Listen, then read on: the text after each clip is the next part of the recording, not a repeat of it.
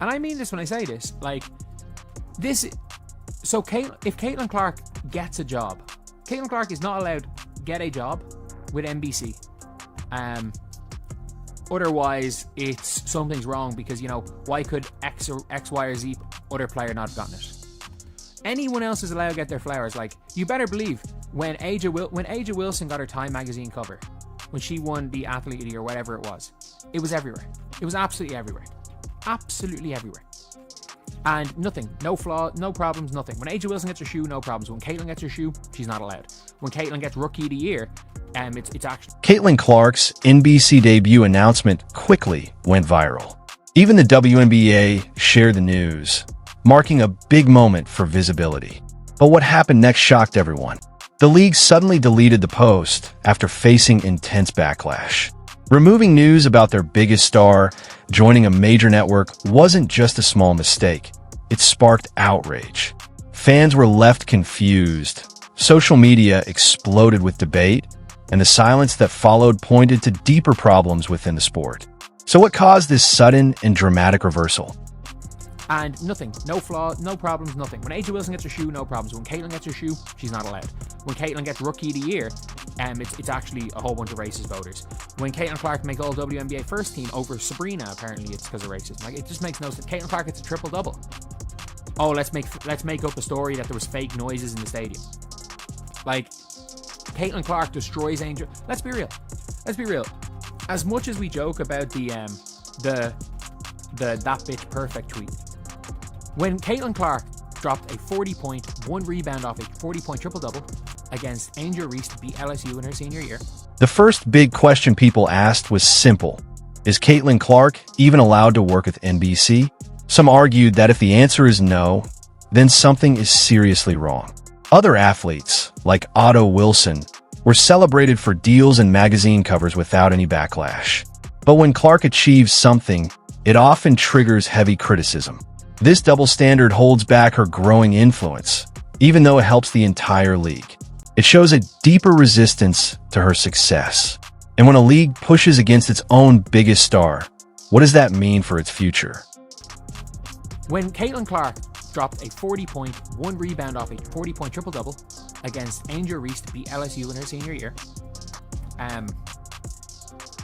if you guys don't know, the first thing that happened was everyone started searching her social media to see what if she'd said anything to try to cancel her. Like, it's nothing to do with basketball. Like, it's funny because nothing's there, but it's never anything to do with basketball. Like, Kate, you are not allowed. And by the way, the league caving to this is weak. Is so weak. It's an embarrassment to sports. It's an embarrassment to women. It is because the speaker points out a disturbing pattern. When Caitlin Clark won Rookie of the Year and made the All-WNBA first team instead of Sabrina, some labeled it racism. Even her triple-doubles were questioned with absurd claims, like fake crowd noise in arenas. Unlike most stars, her talent is constantly doubted. This goes beyond fair criticism and turns into a non-stop effort to discredit her success. Some accusations are so extreme that they reveal hostility reaching far beyond basketball. So, why do her achievements trigger such strong reactions? Is so weak. It's an embarrassment to sports. It's an embarrassment to women. It is because it is proving every fucking negative stereotype people have about women's sports correct. It's proven that it will never be taken seriously. The league itself, by the way, there is a world where the league can outgrow an incompetent media within the league. And we saw that in 2024. We did see that in 2024. The league can outgrow it because, let's be real. Like, I don't think everyone's complaining about Elle Duncan. I don't think Elle Duncan's show's that bad. When Caitlin Clark dropped a 40-point triple-double against Angel Reese and LSU, many remember the viral Buck Perfect tweet incident. Instead of praising her performance, people rushed to search her social media, hoping to find something to cancel her. This behavior has nothing to do with basketball. It shows a pattern of trying to attack her character instead of recognizing her talent. Clark faces a level of scrutiny that few athletes experience, pointing to a bigger issue in women's sports: where rising stars are judged for personal reasons rather than performance. So what is the real goal behind these constant attacks? Media was you have to hype everyone, otherwise you can't hype anyone. And then because Caitlin Clark brought in people that were willing to talk about this like the sport, the argument then became you can't praise Caitlin Clark because praising Caitlin Clark is in fact putting down players of colour. And I'm like, what relevance is that? Like, I remember literally my all-W first team last year. I think I can't remember what I said. I said something like the only reason Brianna Stewart is on the first team, will be on the first team over Caitlin Clark. Sorry, Sabrina Ionescu will be on the first team over Caitlin Clark is if you just want to prove a point. The speaker strongly criticizes the league for giving in to constant negativity, calling it weak and embarrassing. They argue this behavior reinforces negative views about women's sports and makes it harder to be taken seriously. Instead of protecting its players, the league appears to bend under outside pressure, hurting its own future. This self-inflicted damage undermines the WNBA's growth efforts. If a league can't stand up for its own stars, how can it expect respect from others? NFL player, like, so it's some sort of like one over the other. It just makes no sense. It makes no sense. And the fact is, the league are doubling down on this shit.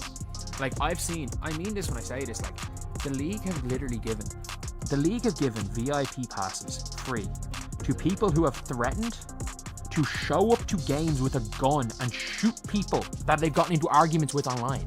And the league have posted things promoting these people. Like, are we crazy?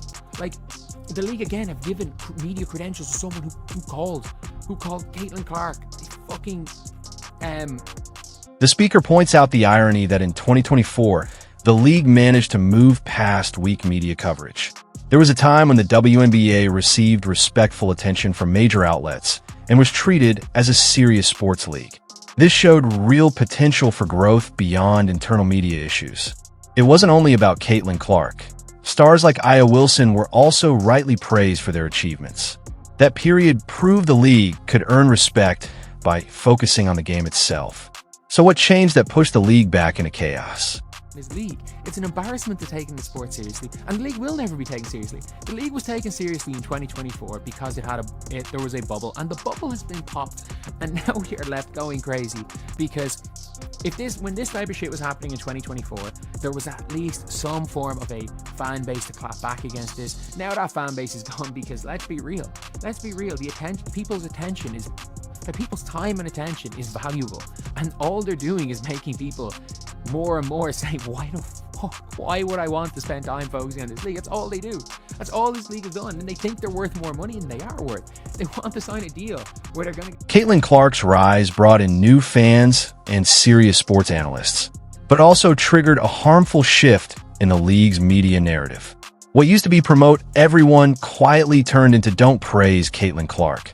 Some began treating support for Clark as an attack on players of color.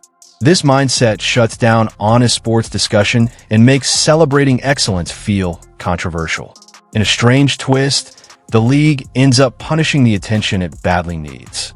How did the story become so distorted? And I have a feeling that the reason why they want players to strike is that they continue in their jobs as long as the league and players can be perpetual victims, because they don't know basketball. These people don't care about basketball in the media. The players do, obviously, but the media that don't care about basketball are going to hype up and egg on the players to strike, because if the players strike, and in whatever makeshift league there is in women's basketball, there's going to be token money thrown towards that when nobody's watching, just like it was in 2023. And there's going to be a bunch of these media jobs where, let's be real, Annie Constable paid out of her own pocket. She paid out of her own pocket. And that's the way it's going to go back to. The speaker recalls a past all-WNBA first-team prediction where someone suggested another player should be chosen over Caitlin Clark, not because of performance, but for social and political reasons. They argue this has nothing to do with basketball and everything to do with pushing racial and identity-based narratives. Examples were even pulled from players' personal lives, which shows how far the conversation has drifted from sport. As a result, merit and fair competition are being replaced by biased agendas. When will the focus return to on-court performance? The criticism then becomes more serious. The speaker claims the league gave VIP access to individuals who made violent threats online and even promoted their content. If true, this shows reckless judgment and a dangerous disregard for player and fan safety. They question whether marketing and attention are being prioritized over basic security. More shocking claims follow. A person who insulted Caitlin Clark with a gender-based slur reportedly received league media credentials. This sends a message that attacking the league's biggest star is tolerated. The speaker argues this normalizes hateful behavior and undermines the values the league claims to support. They also mention a network employee engaging with a post that mocked Clark using racial insults.